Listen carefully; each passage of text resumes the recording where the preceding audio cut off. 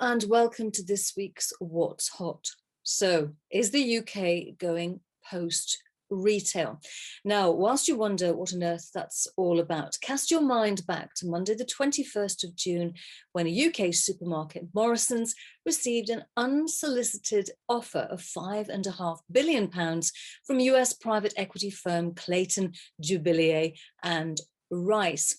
It is one of the oldest private equity firms in the world, and could its interest flush out other bidders for the UK supermarket, which began as an egg and butter stall in Rawson Market, Bradford, in 1899. Now, this unsolicited offer shouldn't come as a surprise, because way back in 2014, it emerged that younger members of the founding Morrison family had approached a number of private equity firms about taking the company private.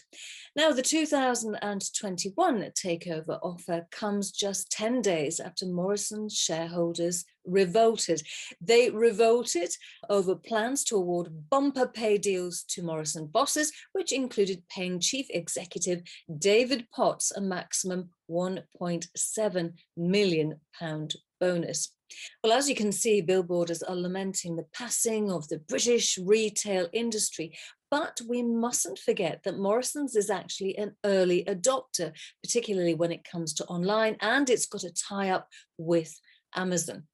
So will Tesco, J. Sainsbury and Marks and Spencer's be the next to go? In fact, the future face of the FTSE 100 has been bothering all that lot at Hargreaves Lansdown, and they've written a pretty astonishing essay about it. Energy, it says, is likely to be the sector that changes the most as BP and Shell pivot towards renewable energy. Miners, as the electric vehicle revolution means the need for the likes of Anglo American's platinum group metals, that's expected to rise. And it summarises that London's investment appetite still appears conservative at its core, with little desire for loss-making startups. Discuss.